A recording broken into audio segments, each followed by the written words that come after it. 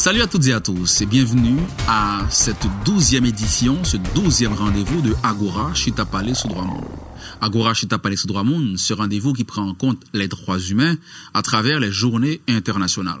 Initiative soutenue par l'Union européenne. Et aujourd'hui, on est le 15 septembre, c'est la journée de la démocratie. Oui, on revient sur la démocratie, le sujet qui avait démarré cette série de 12 émissions. Un an après, comment se porte la démocratie en Haïti? On a pratiquement les mêmes invités. Ronan Edoville de l'OPC, qui est protecteur du citoyen. Franz Duval, qui est rédacteur en chef du journal Le Nouvelliste, qui était avec nous il y a un an. Marie-Hélène Gilles de la Fondation J'éclairé, qui aussi était avec nous il y a un an. Le seul nouvel invité qu'on a, c'est Kendi Fortville, qui va parler au nom du Centre Muse Haïti. On aura aussi Nesmi Maniga, qui était avec nous sur le plateau, bien sûr en Zoom l'année dernière. Et évidemment, cette année, il sera encore en Zoom comme la plupart de nos invités. Voilà donc, pour cette émission sur la démocratie, on va évaluer la démocratie un an après. Comme à chaque fois, c'est l'Union européenne qui va démarrer cette émission à travers Luciano Colucci, qui est chargé d'affaires à l'Union européenne en Haïti. Il est avec nous pour répondre à une question sur la démocratie. Alors, Luciano Colucci, bienvenue. Rapidement, j'ai envie de vous demander, parce que l'Union européenne est très portée sur la démocratie, et comment évaluez-vous la démocratie en Haïti depuis 1986? Là, on est post-Duvalier. Bonjour tout le monde. Tout d'abord, je vous remercie, permettez-moi de dire tout d'abord pour cette invitation à participer à cette édition de la plateforme Agora dans le cadre de ce cycle de débats autour des thématiques liées aux journées internationales. C'est pour moi, sincèrement, qui rejoint la délégation en mai de cette année, donc il y a 3 mois, c'est un honneur, un véritable honneur, un privilège de prendre part à cette édition de la plateforme Agora, non seulement en raison de l'attachement que l'Union européenne a par rapport aux valeurs de démocratie, des droits humains, des libertés fondamentales, mais aussi d'un point de vue plus personnel, compte tenu de mon expérience professionnelle précédente, ayant suivi spécifiquement le dossier des droits de l'homme dans le précédent pays d'affectation. Donc maintenant, pour revenir à la question que vous posez aujourd'hui, donc je dois noter que Haïti a entrepris depuis une trentaine d'années un long processus de construction démocratique afin de marquer d'une manière nette une certaine rupture par rapport à un modèle politique autoritaire qui était fondé sur la violation des droits humains, qui était même érigé en tant que système autour de cette violation systématique des droits de l'homme. Donc, aujourd'hui, force est de constater que des avancées importantes ont été réalisées, des avancées qui méritent d'être mentionnées, parmi lesquelles je peux constater une presse qui devient de plus en plus diversifiée, l'existence d'un certain pluralisme politique, l'émergence graduelle, progressive, mais importante, avec une force de plus en plus marquante d'une société civile et d'un esprit civique parmi les citoyens, qui est un peu un garant des acquis démocratiques accomplis jusqu'à aujourd'hui. C'est un rôle que la société civile assume, qui lui permet d'être capable de plus en plus de questionner le processus décisionnel de ses dirigeants. Or, aujourd'hui, 30 ans après le début de cette transition, également, force est de constater néanmoins que ce processus de construction démocratique, il est dans une situation d'impasse, dans une certaine difficulté, même par certains aspects de recul, en raison d'une crise politique institutionnelle que traverse le pays depuis quelques années, une crise qui est compliquée par des conséquences et un impact de plus en plus important sur le plan socio-économique, compliquée davantage par une pandémie liée à la COVID-19 qui n'intéresse pas uniquement le pays d'Haïti, mais tout le monde, évidemment, et maintenant compliqué davantage par l'énième désastre, catastrophe naturelle que le 14 août, malheureusement, les 3 départements du sud du pays ont vécu. Donc, un cadre compliqué pour l'instant. Un cadre compliqué, mais pas uniquement lié à ces phénomènes, ces événements récents. On sait que la démocratie n'est pas le principe le plus facile à mettre en œuvre. Là, je vais vous demander, M. Colucci, pourquoi un pays, notamment Haïti, devrait choisir la démocratie? Pourquoi choisir la démocratie? Je vous dirais, le continent européen, au fil du temps, dans le cours de son histoire, a expérimenté une très large spectre de systèmes politiques qui vont du collectivisme au socialisme, au communisme, jusqu'à des régimes plus autoritaires et même disons, despotiques, donc des dictatures. Pensons au fascisme et au nazisme. Donc aujourd'hui, encore, on se questionne et on essaie encore de dresser un bilan sur l'impact que ces systèmes ont provoqué dans nos sociétés, tenant compte du choix qu'ils ont imposé aux populations sur la base de la volonté d'un groupe restreint et même d'une seule personne. Donc, on parle aujourd'hui néanmoins de démocratie, non seulement en tant que régime politique et forme de gouvernement qui s'appuie sur la participation des citoyens aux décisions politiques, mais aussi en tant que forme de société ayant pour valeur l'égalité et les libertés.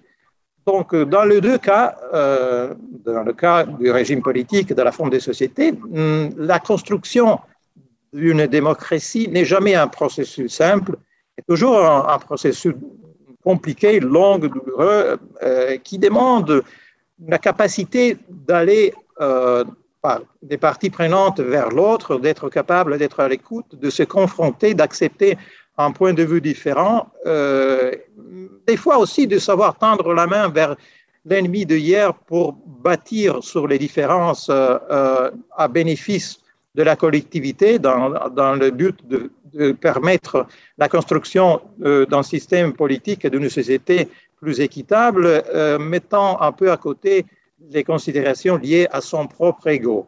Donc, c'est un processus, comme vous le comprenez et comme tout le monde le sait, qui est très difficile, comme l'histoire l'a démontré. Mais néanmoins, en tant que forme de société, la démocratie est surtout une garantie.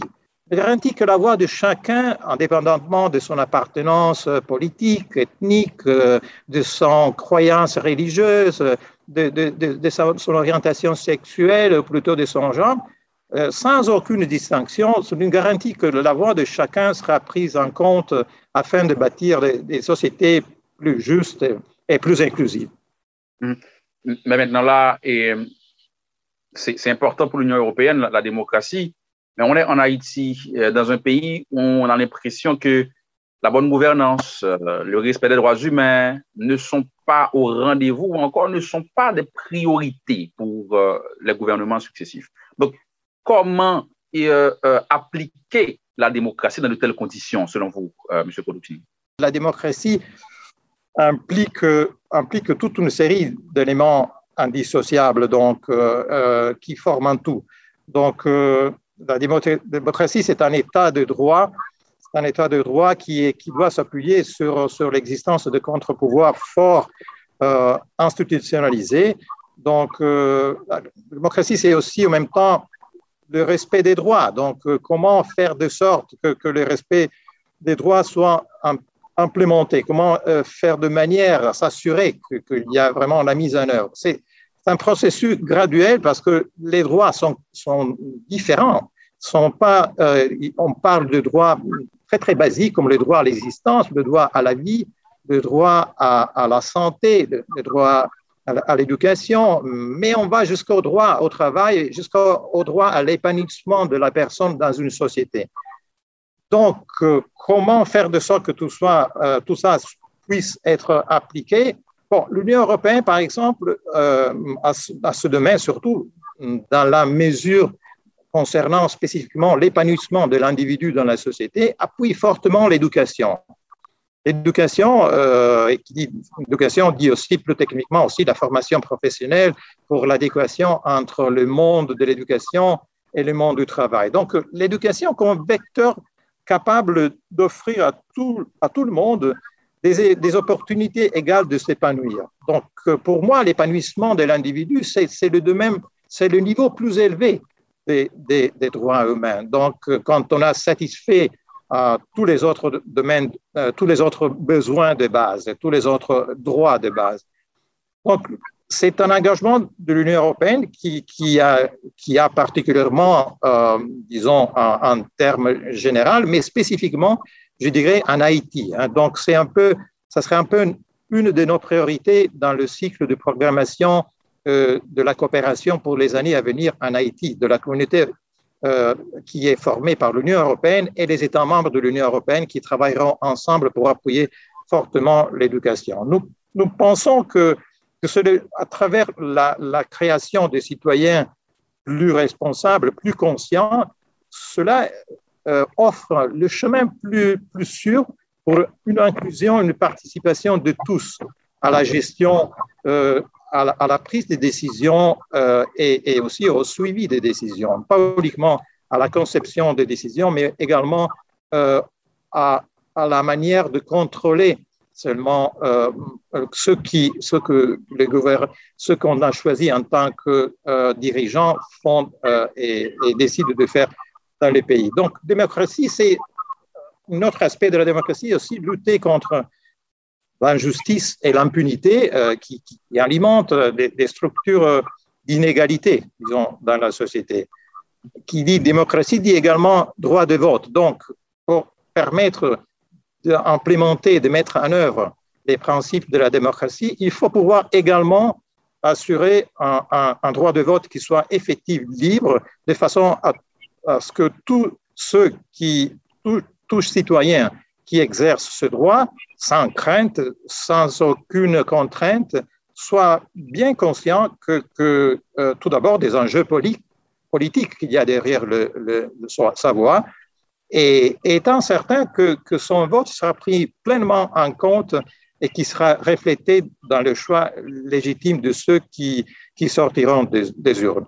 Et pour terminer sur ce point, je dirais aussi que qui dit démocratie dit aussi gouvernance économique et financière basée sur des principes solides de transparence et de redevabilité.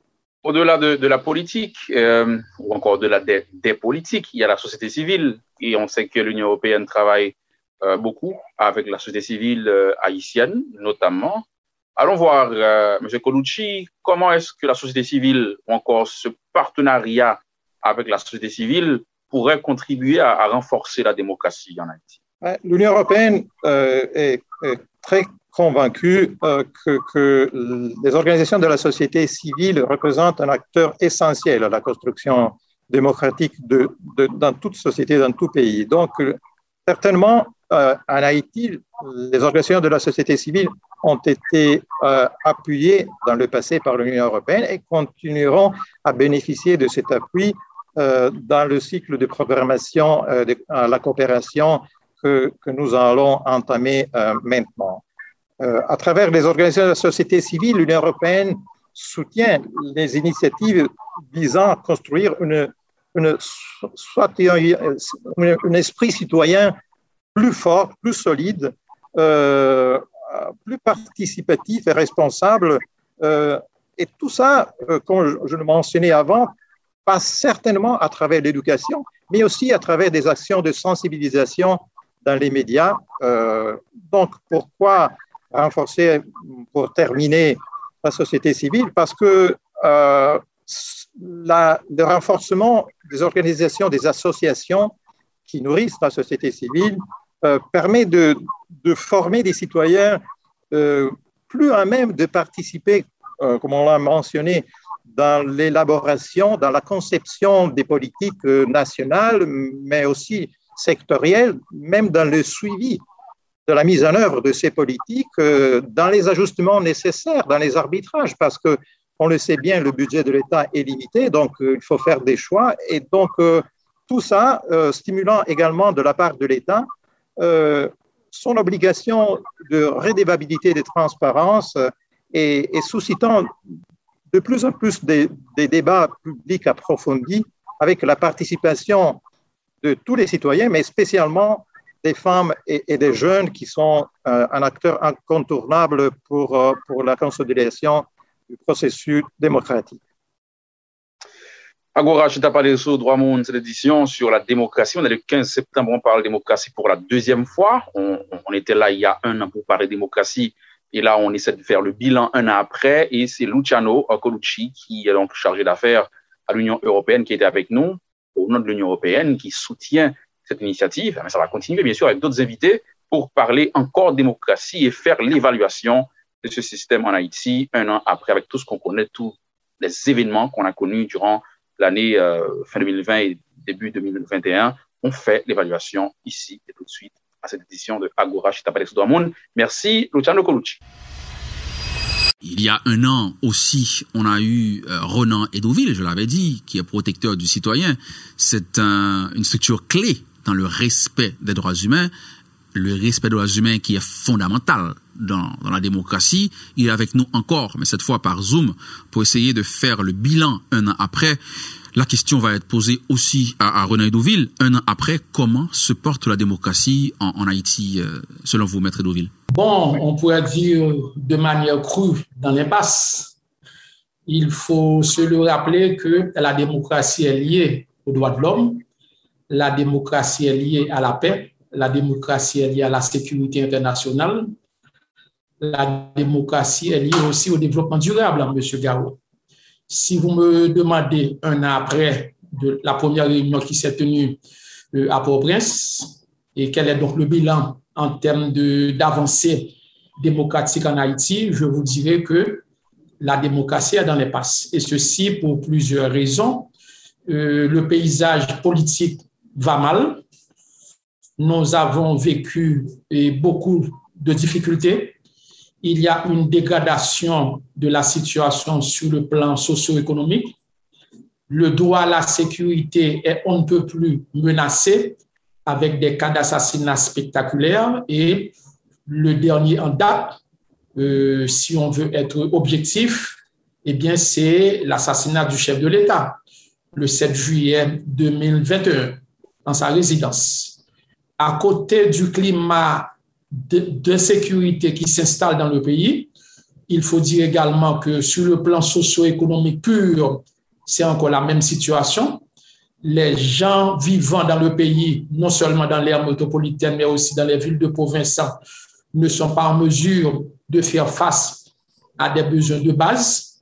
Sur le plan santé, le plan sanitaire, sur le plan de l'alimentation. Donc, bref, tous les droits économiques, sociaux et culturels sont dans une impasse aujourd'hui en Haïti. En clair, si vous me demandez de faire le bilan, je reprendrai encore les mêmes propos pour vous dire que c'est dans l'impasse, dans la mesure où l'on peut dire, sans risque de nous tromper, tous les indicateurs, tous les panneaux indicateurs en matière de démocratie sont au rouge. Exemple, on a par exemple la suprématie du droit. Nous sommes dans une société où la loi n'est pas véritablement appliquée envers et contre tous.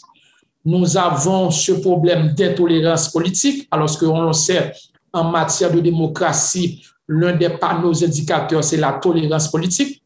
Nous vivons dans une société où il y a une intolérance non seulement sur le plan politique pur, mais également sur le plan social, sur le plan religieux.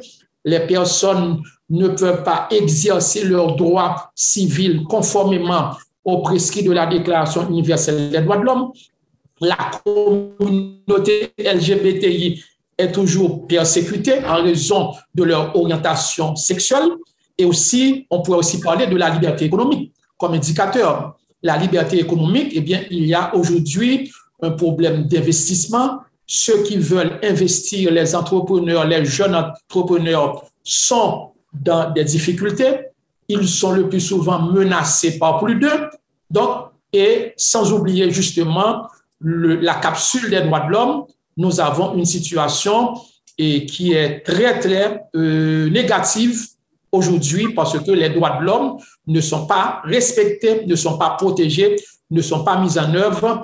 Bref, si vous me demandez donc quel est donc le bilan, je vous dirai tout simplement que nous sommes dans une situation où la question de la démocratie est menacée et j'allais oublier également la liberté politique, la jouissance de la liberté politique. Par exemple, aujourd'hui, nous avons à la tête du pays un gouvernement provisoire. Les citoyens, les citoyennes, conformément aux prescrits de la Déclaration universelle des droits de l'homme en son article 21, il fait obligation aux citoyens de prendre part, à tous citoyens de prendre part à la direction des affaires publiques. Eh bien là, vous savez que depuis environ près de 1 an, 2 ans et peut-être 3 ans, il n'y a jamais eu d'élection périodique, démocratique, honnête dans le pays. Donc bref, voilà pour nous autres au niveau de l'OPC, le tableau de la situation. Et là, on est très inquiet. Il faut voir d'abord les acteurs politiques qui sont sur la scène. Malheureusement, je peux le dire ainsi, M. Garot, nous sommes dans une société où le plus souvent, les intérêts de la nation haïtienne, les intérêts de la population sont le plus souvent relayés au second plan. Nous sommes dans une société où le plus souvent, on priorise des intérêts de clans, on priorise des intérêts de partis, on priorise des intérêts de groupuscules, mais ce qui est important, on ne voit pas l'intérêt national, on ne voit pas l'intérêt de la population d'abord, on ne voit pas l'intérêt de la nation. Et là, à ce niveau, il y a un travail fondamental à faire. Pourquoi nous sommes là? Eh bien, c'est parce que d'abord, les acteurs qui interviennent, eh bien, ne comprennent pas la nécessité d'accorder l'importance d'abord à l'intérêt de la nation. Et la deuxième chose qui pose problème et qui constitue un véritable défi, c'est que la démocratie suppose tout d'abord un apprentissage. La démocratie suppose tout d'abord un engagement citoyen. La démocratie suppose, la démocratie suppose l'implication des jeunes. La démocratie suppose aussi l'implication des écoliers, des enfants. On devrait commencer à la base, au niveau des écoles primaires, des écoles classiques, des centres universitaires, pour faire comprendre aux générations montantes la nécessité pour qu'il y ait une implication dans cette bataille, dans ce combat que nous devons mener pour qu'il y ait une société démocratique axée sur l'état de droit et qui pourrait quand même faciliter du même coup le développement du pays. Donc, bref, comment peut-on identifier les coupables? Eh bien, on peut dire que ça demande une réflexion au second degré parce que d'abord, nous avons d'un côté des protagonistes qui refusent de comprendre la nécessité d'accorder la priorité aux intérêts de la nation haïtienne. Et de notre côté, on a aussi des groupes, des secteurs qui sont le plus souvent indifférents aux problèmes que traverse la société haïtienne. La démocratie, ce n'est pas comme un produit que l'on achète dans un marché. La démocratie, ce n'est pas comme un meuble que l'on doit importer. On n'importe pas la démocratie. La démocratie se construit d'abord. Et ensuite, ce qui est important de faire remarquer, eh bien, c'est qu'il y a nécessité de rester toujours optimiste. Aujourd'hui, dans le contexte actuel, vous l'avez mentionné, et ceci avec raison, eh bien, les acteurs politiques n'arrivent pas à s'entendre. Aujourd'hui, après le départ, après l'assassinat du chef de l'État, plus d'un avait souhaité qu'il y ait un accord entre les protagonistes, entre les acteurs, les hommes et les femmes politiques. Mais on est très loin de là. Et c'est dommage. Et c'est dommage, et c'est pourquoi que nous autres, notre position par rapport à cette question, et ceci dans le contexte actuel, au moment où l'on est en train de faire une réflexion, une analyse à l'occasion de cette journée internationale de la démocratie, nous pensons que les élections, c'est un passage obligé. Il faut qu'il y ait des hommes, des femmes politiques au niveau de l'État, au plus haut niveau du sommet de l'État haïtien, pour prendre les revendications de la population haïtienne. Ça doit passer par la tenue des élections honnêtes et démocratiques. Aucun gouvernement de 12 mois, de 18 mois, encore moins de 24 mois, ne pourra pas toucher véritablement, comme on doit le faire, les problèmes que traverse la société haïtienne. Il faut qu'il y ait d'abord un consensus, il faut que l'on priorise les intérêts de la nation haïtienne, il faut que l'on renforce la démocratie à travers la tenue des élections. Comme ça, on pourra quand même faire avancer du même coup la question des droits de l'homme. Donc, nous autres, au niveau de l'OPC, en tant que structure étatique indépendante, nous faisons ce plaidoyer et en amont et en aval. Nous essayons d'impliquer dans la mesure du possible les jeunes, les écoliers, les jeunes journalistes, parce que nous pensons que dans le contexte actuel, eh bien, la jeunesse, qui représente un fort pourcentage de la population haïtienne, a son mot à dire par rapport à cette situation difficile que nous connaissons, que nous traversons depuis un certain temps. La démocratie, c'est l'essence même en matière de droits de l'homme. Parler de droits de l'homme, c'est parler de la démocratie, et parler de démocratie, c'est aussi parler de droits de l'homme. Ce sont deux concepts, deux notions qui sont intimement liées. Et c'est pourquoi que les Nations Unies, à travers une résolution, ont décidé d'adopter une journée consacrée à la démocratie.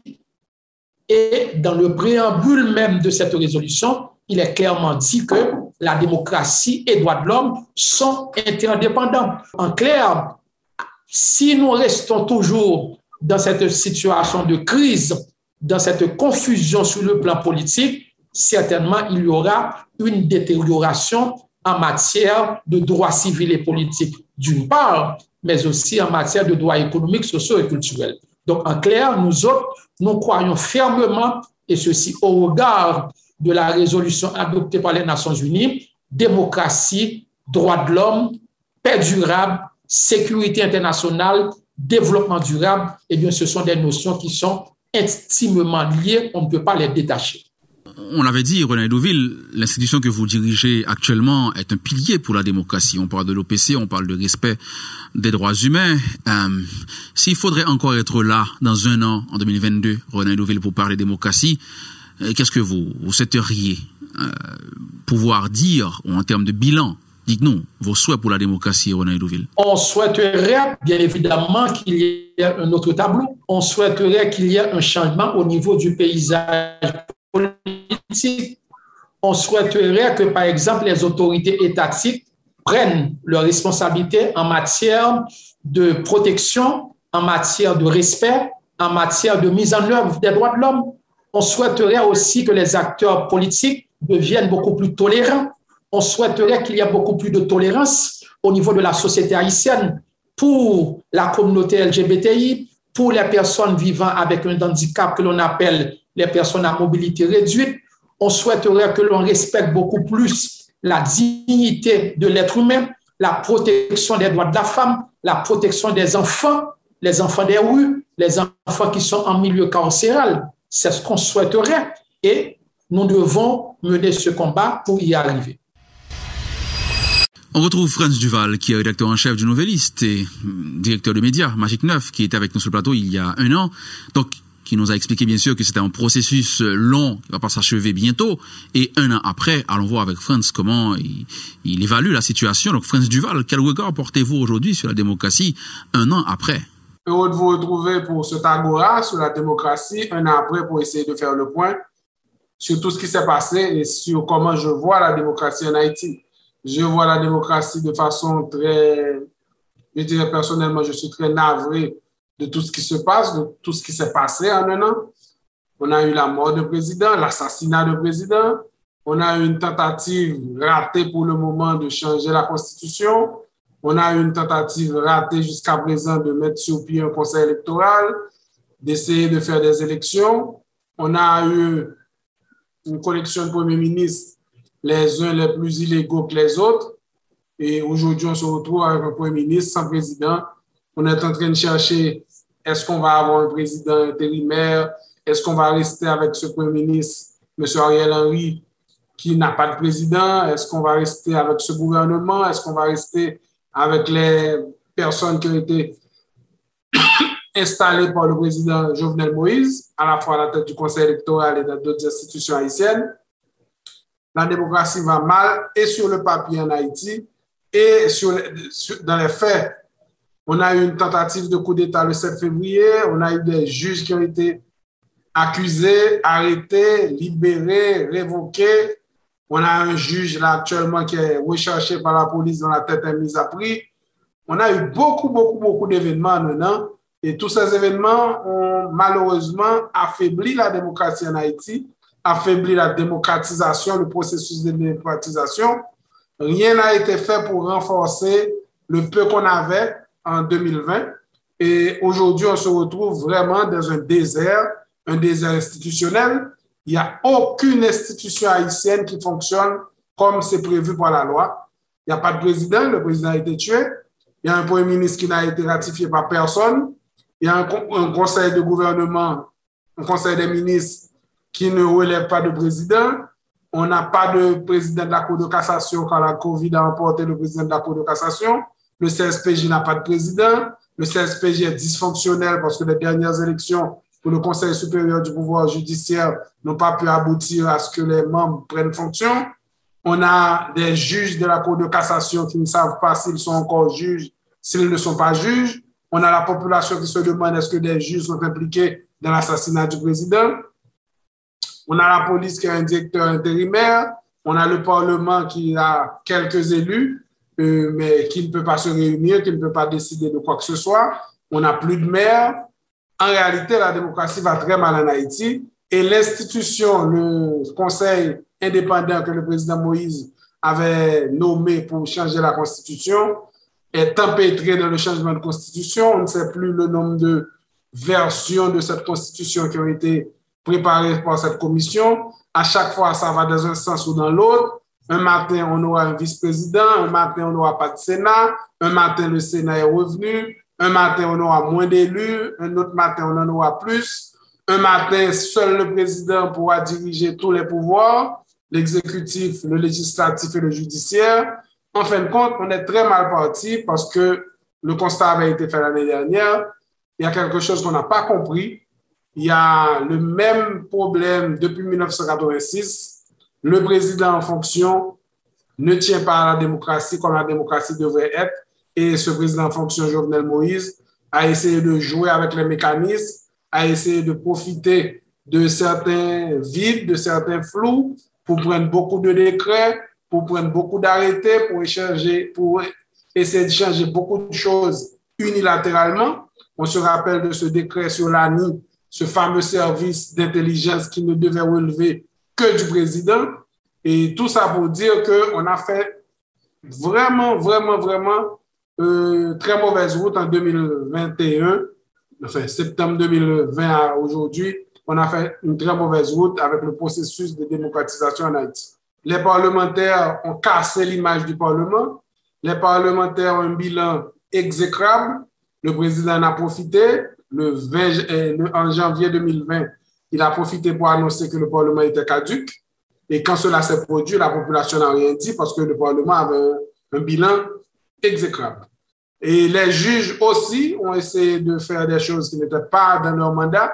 Ce n'était pas dans leur attribution de faire autant de politique. Là encore, le président en a profité. Les partis politiques ont joué un jeu compliqué. À la fois, ils n'étaient pas dans l'opposition officielle parce qu'ils n'étaient pas au Parlement, mais ils étaient dans la rue. Ils ont voulu imposer par la force des pays locaux, par la force des manifestations, leur point de vue. Le président a joué un parti contre l'autre. Aujourd'hui encore, après le décès du président, aucun des partis politiques en Haïti ne peut s'associer à un autre parti politique en Haïti pour faire une proposition soutenue par au moins deux partis. Les groupes en Haïti aujourd'hui sont tous antagoniques, sont tous très faibles, que ce soit les groupes de la société civile, que ce soit les groupes au niveau des partis politiques, que ce soit les associations patronales, que ce soit les regroupements quelconques de citoyens sont totalement affaiblis. Et aujourd'hui, on se retrouve avec ce désert dont je parlais tantôt, où on n'a pas les capacités de rebondir. Ça fait des semaines qu'on parle d'accord, ça fait des semaines que le président Jovenel Moïse a été assassiné, mais ça fait des semaines que personne ne peut faire une proposition cohérente. L'une des raisons pour laquelle on ne peut pas faire de proposition cohérente, c'est que personne ne veut s'accrocher aux principes. Parce que les principes devraient nous guider, le peu de ce qui reste de la Constitution devrait nous guider, ou on peut aussi décider, on veut vraiment cette fois passer à une nouvelle Constitution, et on fait la proposition d'appeler à une constituante. Parce que le pays a le droit de vouloir repartir sur de nouvelles bases. On peut décider de cela, mais il faut qu'on le décide. Pour le moment, personne ne veut décider. Chacun essaie de s'accrocher un petit bout de ce qui existait depuis 1986 pour se donner une légitimité, mais ce petit bout n'est pas suffisant et ce petit bout ne va pas nous amener très loin. Aujourd'hui, on a quelque chose qui ressemble aux institutions de 1986, aux institutions de la Constitution de 1987, mais en réalité, c'est seulement des ressemblances. Dans les faits, aucune institution ne fonctionne normalement. Alors, Frantz, on parle démocratie, et dans la démocratie, on trouve la liberté d'expression. Ça concerne la presse, bien sûr, mais la presse a eu lourd tribut en 2021. L'assassinat de Diego Charles, les menaces contre Dionalio Chéri, photojournaliste qui a dû quitter le pays, mais on a aussi des enquêtes qui n'ont pas abouti, l'enquête sur l'assassinat de Néhémie Joseph au Hospice Pétion, la disparition de Vladimir Le Gagneur, on a tout ça. On dit que la presse doit jouer un rôle, Frantz, dans la démocratie. Maintenant, comment la presse peut jouer ce rôle quand on considère toutes ces menaces et ces difficultés? Chaque fois qu'on parle de la presse comme cette institution qui devait renforcer la démocratie, ou qui devait renforcer le football, ou qui devait renforcer l'économie, alors moi, comme journaliste, je me dis, bon, oui, on nous donne beaucoup de pouvoir. En réalité, la presse n'a pas tous ces pouvoirs. La presse peut décider dans certaines rédactions d'accompagner la démocratie, dans certaines rédactions d'accompagner le football, dans certaines rédactions d'accompagner la musique haïtienne, d'accompagner le compas ou bien le rap ou bien quelle que soit la forme qui existe d'expression. Mais en réalité, il n'y a pas une coordination générale de quelque chose qui s'appellerait la presse haïtienne où on décide d'aller dans un sens ou dans l'autre. Cette institution n'existe pas en Haïti, cette institution n'existe pas à l'étranger non plus. D'abord, la politique, d'abord la démocratie, c'est l'affaire des penseurs et des partis politiques. D'abord. Maintenant, la presse va accompagner tout ça. La presse va être vigilante pour que, suivant les sensibilités des uns ou des autres, on ne va pas vers telle extrémité ou telle autre.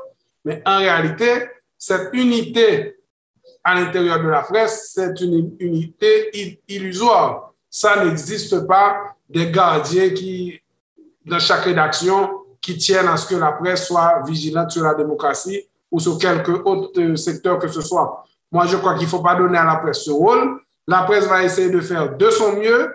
La presse fait son mieux en Haïti. La presse essaie de garder vivant l'idée qu'on se fait de la démocratie. Mais attention, ça peut changer. Parce que dans la presse aussi, il y a des courants. Dans la presse aussi, il y a du mouvement. En 1986, il y avait peut-être une vingtaine de radios sur la région métropolitaine. Aujourd'hui, on a plus de 50. 50, c'est 50 nouvelles voix. On a parlé de l'émergence des nouvelles formes d'expression, que ce soit sur les réseaux sociaux, que ce soit l'Internet en elle-même.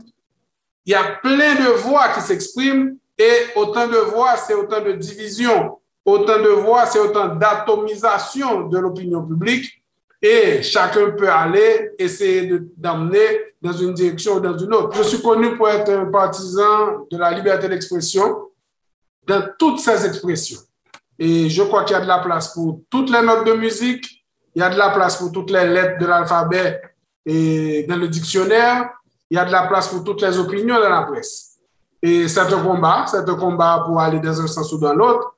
Moi, je ne suis pas pour les restrictions parce que X ne serait pas assez démocrate et Y serait beaucoup plus démocratique que l'autre. Non, moi je crois que, et on le voit en Haïti depuis des années, il y a des médias qui vont dans une direction, il y en a d'autres qui vont dans une autre direction, et jusqu'à présent, l'équilibre permet encore au pays de rester, je dirais, normal sur le chemin vers la démocratisation. On n'est pas revenu à la dictature, on n'est pas revenu au fascisme, on n'a pas été explorer des voies qui sont totalement délétères, qui existent dans d'autres pays. Haïti, ça ne va pas bien. Haïti, ça pourrait aller mieux.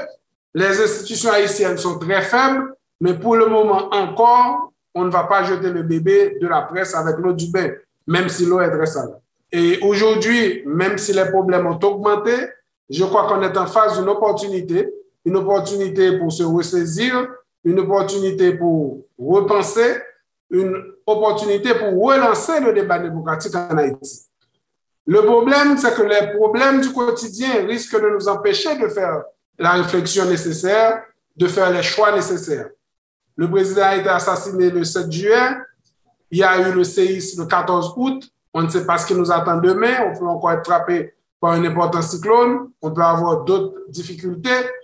Malheureusement, les institutions qui sont aptes à faire de la politique, qui sont aptes à produire de la réflexion, qui sont aptes à chercher à orienter l'opinion dans un sens ou dans l'autre, ces institutions sont en panne jusqu'à présent, mais on a la possibilité, pendant qu'il n'y a pas de président, pendant qu'il n'y a pas de premier ministre, pendant qu'il n'y a pas de parlement, pendant que les institutions sont à terre, de reconstruire mieux et d'aller dans la bonne direction cette fois.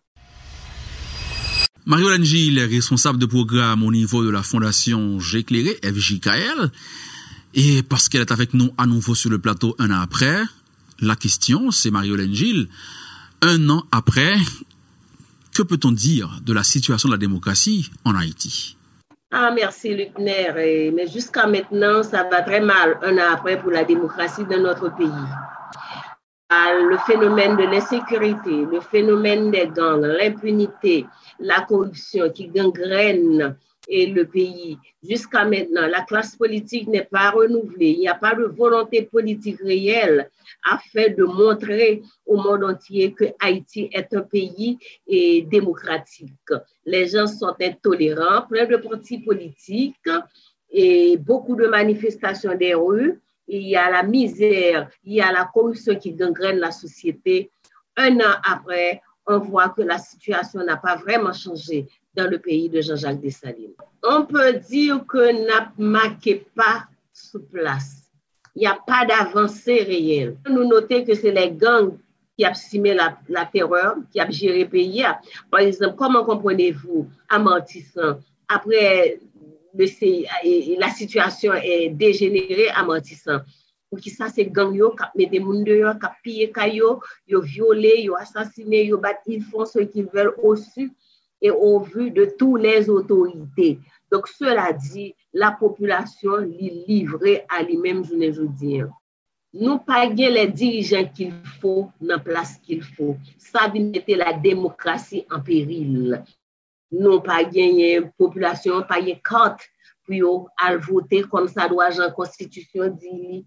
Nous autorités ou pas monter au bon volonté ni au intérêt d'organiser des élections démocratiques et dans le pays. Nous pas gagné une loi électorale et nous pas gagné un parlement. Donc toute institution démocratique yo failli. Il n'y a pas d'exécutif, président Mouri, nous comment lié. Nous avons un premier ministre qui était désigné, qui ne peut pas passer devant le Parlement, c'est lui-même qui est au timon des affaires. Le CSPJ, comment l'a compté Bredouille, non seulement il y a un juge qui mouille, il y a un juge révoqué, et représentant et secteur droits humains dans le CSPJ, à nous qui tolèrent si ça a fait, c'est-à-dire les trois pouvoirs dans le pays dysfonctionnel. Nous sommes un pays qui paraît de plus en plus au bord de l'abîme. Alors, on est en septembre, Mario-Hélène Gilles. On le sait, on parle élection depuis quelque temps dans le pays. Selon vous, que peut-on espérer du processus électoral? Très difficile. Avec le phénomène des gangs, il n'y a pas de loi électorale. Le conseil électoral est décrié. Bon nombre de membres de la population en âge de voter n'ont pas de carte pour pouvoir voter. Je crois que c'est difficile de réfléchir sur cette question d'élection maintenant. Pas avant, un consensus est nécessaire entre les différents acteurs. Je crois que les différents acteurs doivent vider leur contentieux pour sauver ce qui peut sauver dans le pays parce que l'heure est vraiment vraiment grave. Et à chaque fois que les différentes structures politiques se disent qu'ils vont signer des accords, il y a toujours des levées de boucliers, on les critique, on les dénonce. Et donc, je crois qu'il faudrait vraiment une entente au niveau de la classe politique pour sortir le pays de cette crise qui a trop duré, comme je l'ai dit tantôt. La Fondation J'éclairé, c'est une entité qui lutte pour le respect des droits humains, donc pour le respect de la démocratie. Marie-Hélène Gilles, si un an après, on devrait être là en 2022 pour parler de démocratie, qu'est-ce que vous voudriez pouvoir nous dire? Mais il faut dire, très entre nous, le secteur des droits humains, les organismes de droits humains, les militants de droits humains, ils n'ont pas qu'à remplacer l'État. L'État a son rôle à jouer. Et c'est toujours préférable que les organismes de droits humains, les militants de droits humains, chita là pour courir l'État fait des dérives. De dire à l'État, ou pas de arriver là, sous entrer là, son lumière rouge pour franchir. Donc, il fait des recommandations et des suggestions des autorités étatiques au lieu pour jouer ni rôle de critique et puis jouer rôle acteur. Donc, il faut laisser la place aux politiciens et la question des droits humains aux militants et de droits humains. C'est-à-dire il faut avoir les femmes et les hommes dans la place qu'il faut, dans ça qu'eux-mêmes sont capables de faire. Et ça, apprendre une société à beaucoup plus de services au lieu que tout le monde pense qu'il a fait toute bagaille, il est capable de participer dans toute bagaille. Chaque monde rester dans ça que vous connaissez, dans le champ d'activité, ça va apporter beaucoup plus de solutions. Ça va solutionner beaucoup plus le problème au lieu que tout le monde fait toute bagaille.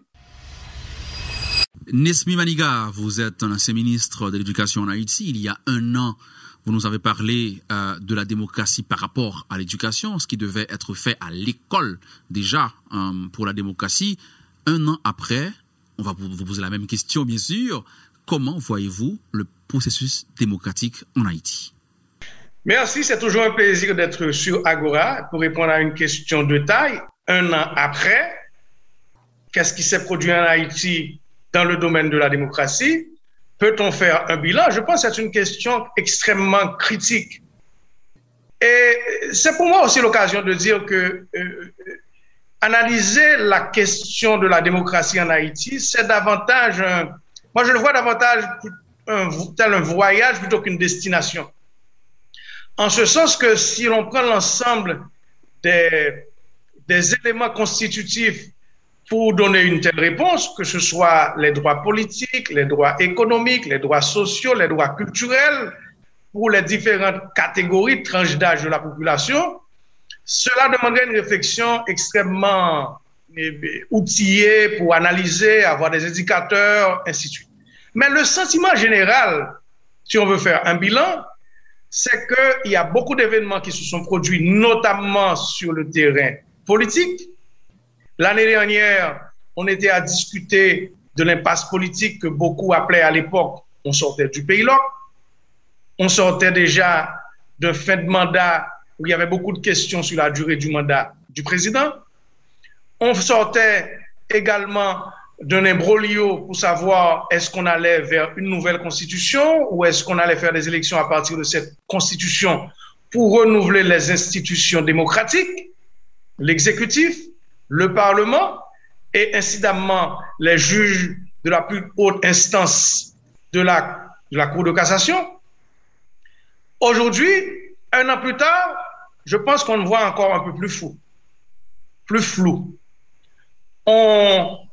Un chef d'État qui a été assassiné, des institutions qui ne fonctionnent plus, on trouve certains arrangements pour les faire tant bien que mal. Peut-on parler de fonctionnement? 10 sénateurs, un premier ministre, sans président. Et quand on arrive justement au niveau judiciaire, on sait très bientôt le débat qui entoure le CSPJ. Et aujourd'hui, je crois qu'il y a lieu de constater qu'un an plus tard, on a reculé. Nos institutions politiques sont plus fragiles et le renouvellement, la façon de renouveler les institutions démocratiques qui tiennent lieu du politique, il y a débat parce que l'actuel conseil électoral, notamment pour le renouvellement de l'exécutif et pour le renouvellement du Parlement, ne fait pas unanimité. On est dans le flou.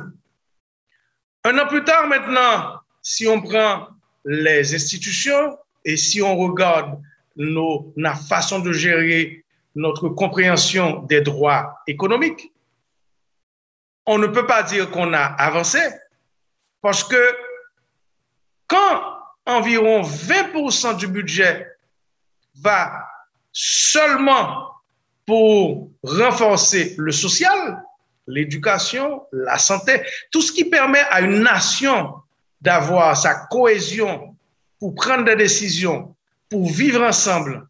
Et je pense qu'on n'a pas beaucoup progressé à ce niveau. Je pense qu'il est extrêmement critique, et on l'avait dit l'année dernière, on ne saurait isoler, dissocier les droits politiques des droits économiques et des droits sociaux et des droits culturels. Je pense que un an plus tard, on a régressé au point de vue de la solidité des institutions politiques. Un an plus tard, les droits économiques, on n'a pas fait beaucoup de progrès. Bon, c'est certain qu'on attend le nouveau budget de la République.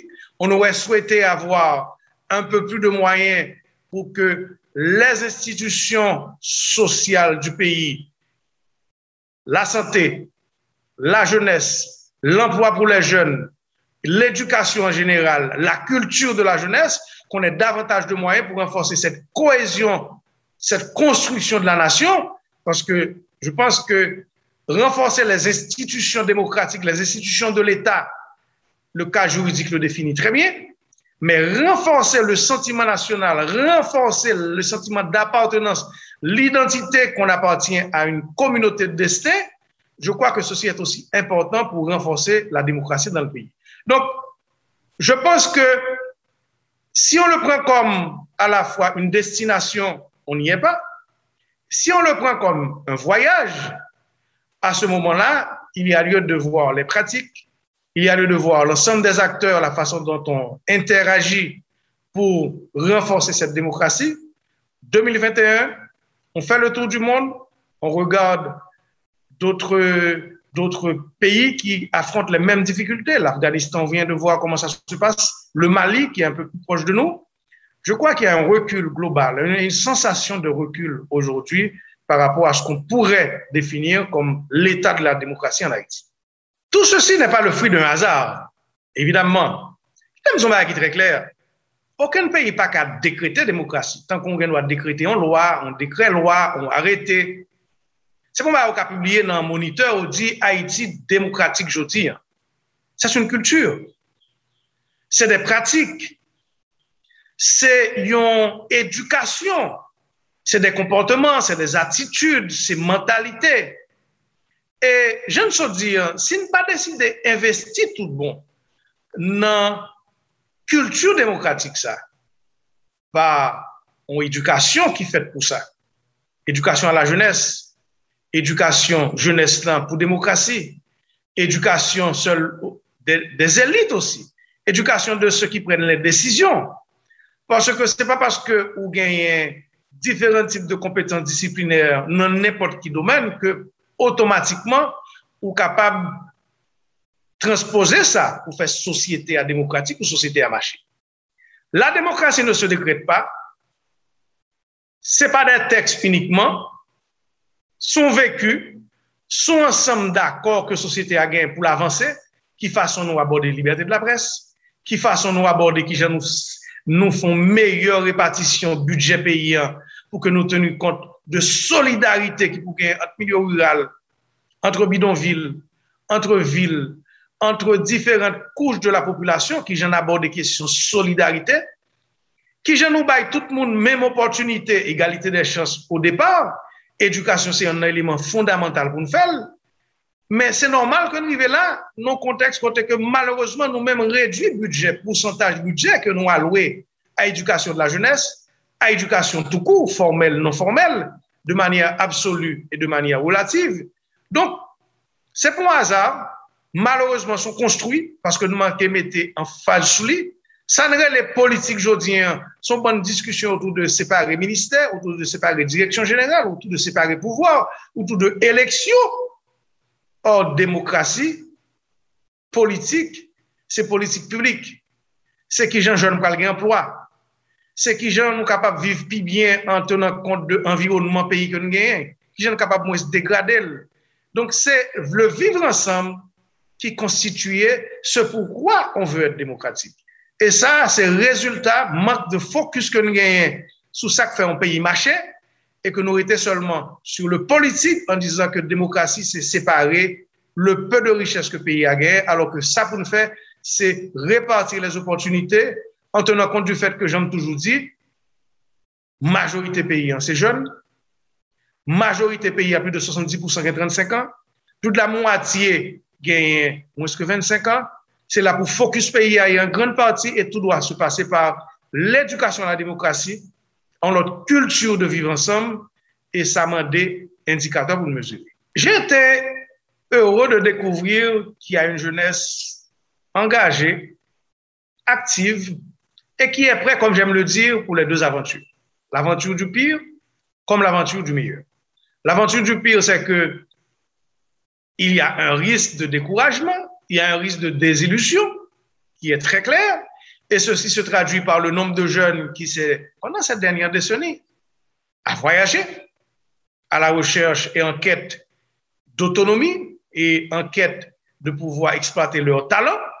Sont au Chili, qui est aujourd'hui le second pays de transfert de la diaspora, en République dominicaine, au Mexique, en Amérique latine notamment. C'est un nouveau territoire de migration des jeunes haïtiens. Donc le pire, c'est les jeunes qui, malheureusement, par faute d'opportunité, rejoignent les rangs des gangs, du banditisme, du milieu périurbain, des bidonvilles. Mais le meilleur aussi, parce qu'on voit des initiatives, pas seulement ceux qui sont en milieu urbain, qui parlent de technologie, qui parlent du numérique, qui parlent... C'est vrai qu'il y a une expression nouvelle d'incubateur, d'entrepreneuriat, mais dans le milieu rural et dans les bidonvilles, il y a des formes d'expression d'une jeunesse qui ne veut pas perdre l'espoir et qu'il faut encadrer. Il ne faut pas tuer l'espoir de ces jeunes. Et j'ai été heureux de découvrir avec ces jeunes du Centre Muse qui, pendant plusieurs mois, ont sillonné plusieurs départements en quête pour prendre le pouls de la situation, pour collecter des informations sur l'état du sentiment de ces jeunes par rapport au pays. Et les deux options sont là. Il y a ceux qui veulent partir, mais il y en a qui sont prêts à regarder Haïti différemment s'ils ont l'opportunité de le faire.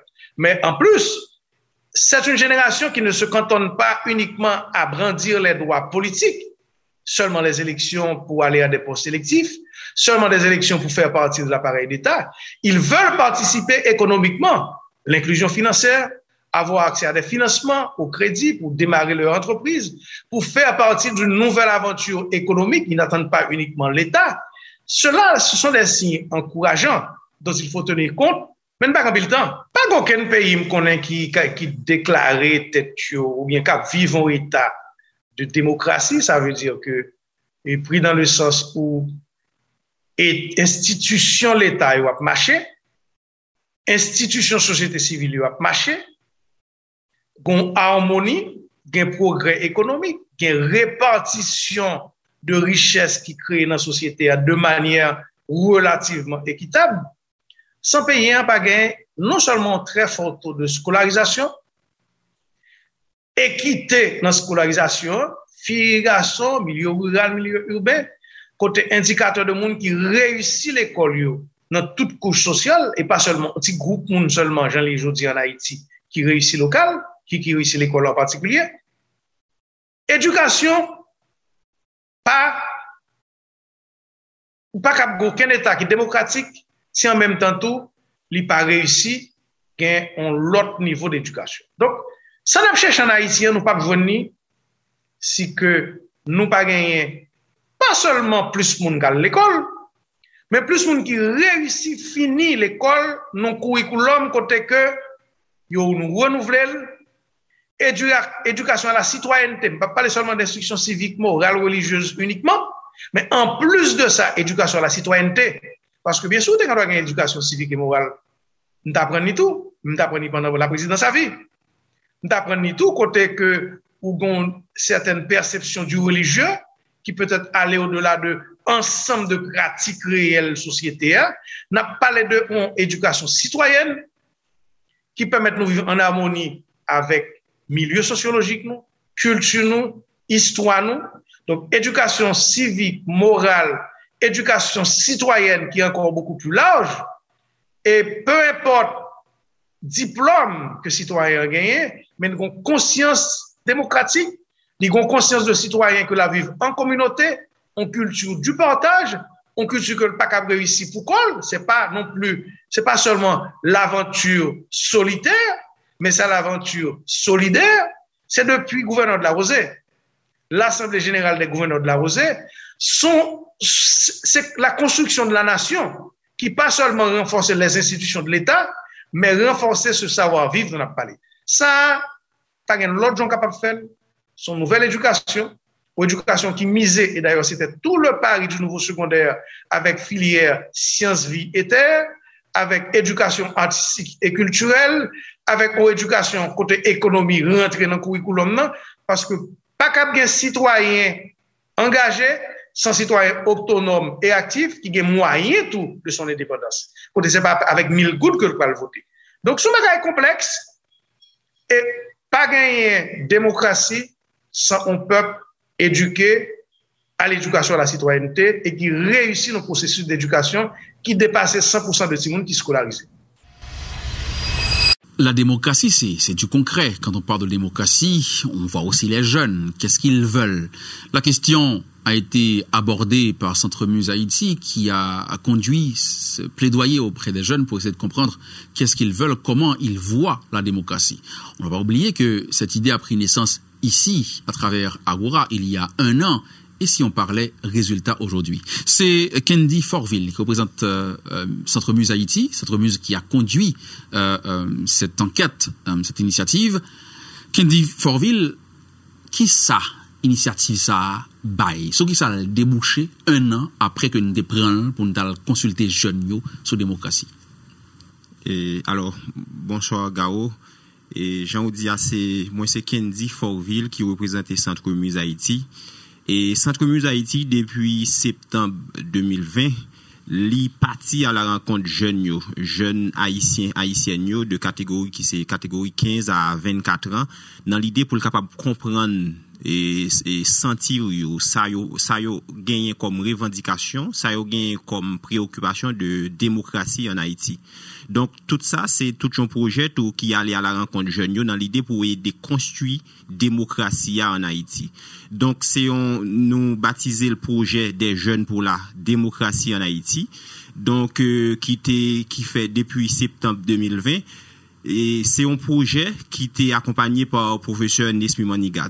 Le professeur Nesmi Maniga qui est directeur et qui était accompagné nous dans parcours pour comprendre préoccupations jeunes à travers et question démocratie. Donc de 2020 à aujourd'hui par rapport avec un ensemble de enquêtes nous réalisées dans Centre Muse Haïti, nous capable comme si parler dans nos jeunes qui c'est objectif projet à même qui c'est bail jeunes la parole, bail jeunes comme si fait voix jeunes passer dans l'idée pour capable fait passer préoccupation ça yo senti à travers de démocratie dans l'idée pour capable non seulement gagner une sorte de changement, donc non seulement pour capable gagner une sorte de changement comme ça tout pour nous capable gagner plus ou moins une situation qui plus ou moins vivable en Haïti par rapport avec ça par rapport avec objectif et ou bien composante démocratie et qui mettait avec attente jeunes yo. Très bien. On regarde non. Initiative là, enquête là, c'est me carré comme ça, on entre là-dedans. Sous combien de départements nous travaillons, combien de jeunes nous touchés pour nous produire document ça?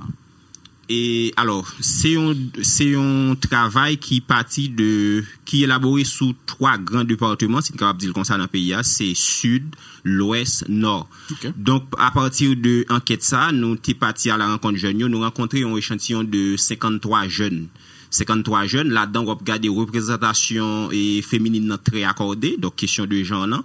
Et nous avons environ 31 jeunes filles qui participaient parmi 53, qui est égal avec une affaire de environ 58% et représentation et féminine dans enquête ça, et contre 22 c'est 22 garçons qui représentaient environ de 42% pendant l'enquête là. Donc c'est dans 3 grands départements, je nous dis, c'est département sud, département et l'ouest, département nord. Côté nous garder et département l'ouest là, il est plus ou moins représenté par rapport avec densité population qui représentait dans l'ouest.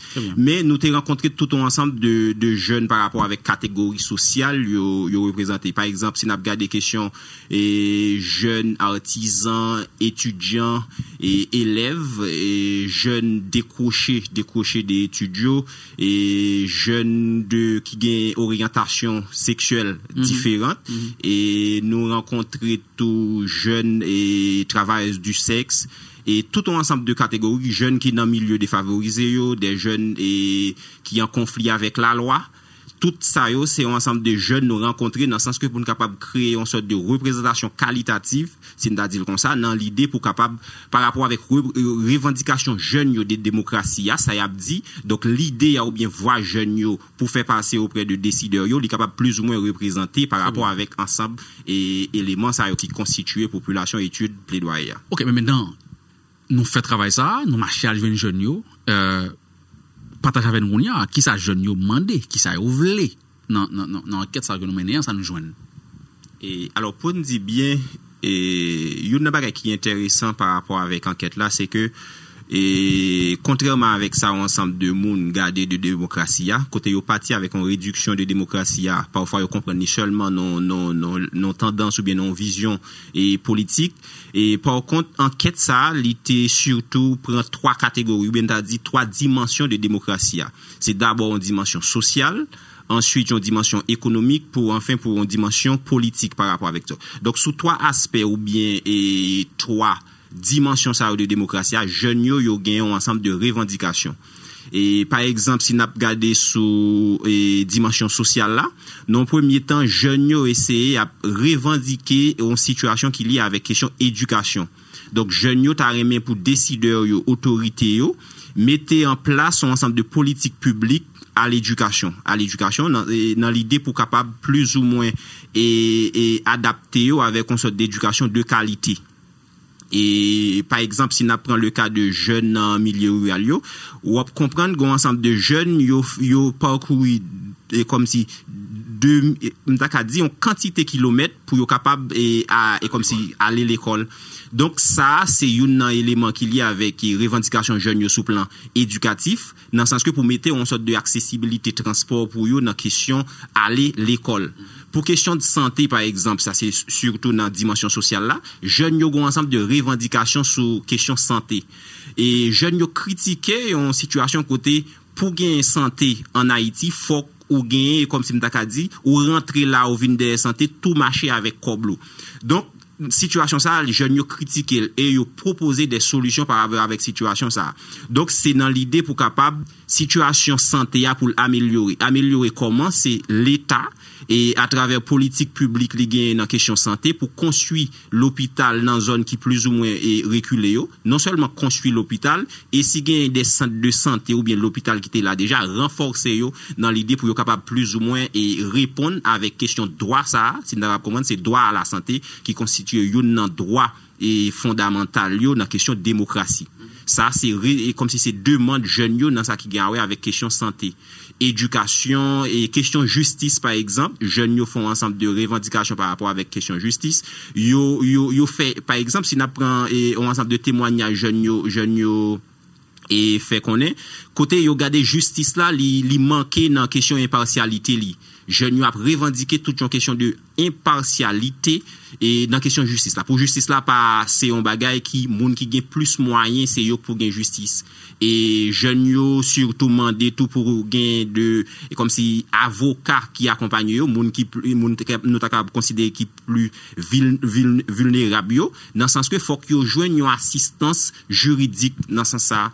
Donc ça c'est un ensemble de revendications. Par exemple si n'a regarder et revendications politiques yo jeunes yo surtout a regarder de monde qui plus ou moins et c'est si m'ta résumé avec une question de éthique et compétence dans question et politique dans revendication jeunes yo. Par exemple sur question éthique jeunes yo garder et yo surtout revendiquer en question de niveau d'études autorité politique ou bien moun qui a brigué pour poste candidature que ce soit aspect président ou bien sénateur, député. Donc c'est en question de niveau d'études. Ça c'est revendication jeune yo. À part de niveau d'études, c'est des monde qui bien formés. Okay. Exactement. Et non seulement niveau d'études jeune yo par rapport avec revendication yo, et jeune yo garder toute une question de spécialité. Un ensemble de monde qui dit qui pensait capable de maîtriser tout sujet et toute thématique. Donc jeunes yo essayer font critique de situation ça toutefois pour yo revendiquer et vraies conditions vrais éléments qui capable répondre avec conditions matérielles d'existence. Ça c'est un aspect politique. Par exemple, même élément ça tout de n'a regarder question politique là.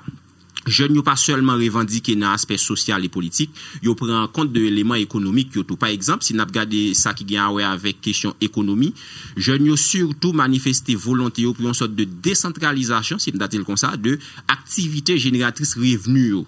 Jeunes yo gade li pas seulement résumé avec une république de Port-au-Prince dans tout ça qui gagne avec réalité économique ou bien tout ça qui est comme utile à l'économie pour m'pa connait quel que soit moun nan pour ta vivre. Jeunes yo dans milieu rural yo surtout ou bien jeunes qui reculé yo revendiquer une situation comme ça dans le sens que pour capable gagner une sorte de décentralisation AGR yo, activité génératrice revenu yo, dans l'idée pour yo capable plus ou moins accepter et m'ta dit accepter vivre l'aime dit vivre là priorité côté parce que jeunes yo par rapport avec revendication ça nous joigne dans toute enquête qui partit depuis septembre et 2020 arrivé à juin 2021.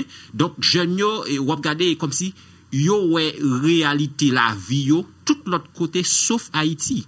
Donc me penser par rapport avec question démocratie journée jodia situation ça me penser faut que nous parlier avec elle et parler avec situation ça me penser c'est bien fondé et travail ça qui c'est un plaidoyer des jeunes pour la construction de la démocratie dans l'idée pour aider construire démocratie et permettre on l'avenir plus ou moins meilleur pour jeunes yo surtout catégorie jeunes ça yo qui c'est avenir pays 15 à 24 ans. Document, les produits, depuis juillet 2021, document disponible, nous te présenté à travers une conférence de presse, nous songez ça. Et qui public cible nous? À qui est ce document ça li destiné? Est-ce que l'autorité yo pral gagner nan main yo ou bien juste mettre disponible moun qui vle à gagner accès à elle? Ça comment nous pouvons suivre? Et li surtout viser autorité étatique yo. Par exemple, journée jodia c'est par exemple candidat dans prochaine élection yo de moun qui dans poste politique dans pays ya par exemple et jeunes yo adressé surtout avec moun sa yo. Donc dans le sens que pour capable venir par rapport avec ça yo gagné comme revendication, comme préoccupation de démocratie. Donc c'est une façon pour nous orienter programme candidat pour qu'on ait qui ça jeunesse là mais qui ça t'a supposé offrir dans programme yo. Donc c'est ça, me pense c'est bien parce que document ça me pense li constitue tout un curriculum si me dit comme ça par rapport avec revendication et jeunes yo. Donc un candidat qui aspirait briguer un poste par exemple député, sénateur, président, me pense un document comme ça, il est essentiel et l'incontournable pour le capable consulter dans l'idée si toutefois les intégrer jeunesse yo dans politique et publique, il est capable gagner pour un changement social par exemple dans le pays. Donc on y a qui gens Centre Muse Haïti pour rendre document ça accessible pour moun sa yo. Est-ce que gagner une politique de suivi côté nous pral remettre yo directement ou bien nous pral mettre disponible aux gens pour gagner accès à elle? Expliquez-nous partie ça. Son document qui est disponible à la fois en français et en créole. Donc il est disponible en version digitale par exemple. Yo capable surtout consulter Centre Muse Haïti sur li gen une adresse qui c'est musehaiti.org et à commercial.yahoo.com. Donc document li a disponible quel que soit une parmi éléments ça yo par exemple aspirant et candidat politique et aspirant autorité politique dans le pays qui est intéressé avec un tel document, yo capable consulter Centre Muse Haïti pour gagner à la fois en version digitale, soit en créole ou bien en français. Kendi Forville, merci parce que tu es là avec nous. On a rappelé que l'initiative là, on a rappelé, parce que l'important, tu prends naissance dans Agora, dans la première émission que nous avons fait sous démocratie, et c'est M. Maniga qui t'a accompagné nous pour mener le travail ça. On travaille, nous estimons qu'il est important pour le pays, parce que jeunesse l'a parlé, et l'adresser à décideurs, à dirigeants, pour qu'on ait qui sa jeunesse l'a attendre et qui ça t'a supposé proposer. Merci parce que tu es avec nous. Merci, et c'est un plaisir pour Centre Muse Haïti pour continuer et lutter ou bien et parler dans non et jeunes en Haïti, surtout avec accompagnement la fait avec jeunes, ça surtout dans le domaine éducation. Et voilà, Kendi Forville, c'est vous qui mettez fin à cette 12e édition de Agora Chita Parler sous droit monde, mais pas seulement à cette 12e édition, mais c'est aussi à cette série d'émissions. C'est la 12e édition, la dernière de cette série. Merci à vous qui avez suivi ces 12 rendez-vous de Agora Chita Parler sous droit monde. Cette initiative soutenue par l'Union européenne et qui d'ailleurs, les 12 rendez-vous, les 12 émissions sont disponibles sur la chaîne YouTube de la délégation de l'Union européenne. Continuer à regarder, à discuter autour de ces sujets et bien sûr à poser des actions, surtout parce que l'idée c'est de changer les choses en matière de droits humains en Haïti. Merci et bon, qui sait, on pourra peut-être se retrouver pour d'autres rendez-vous.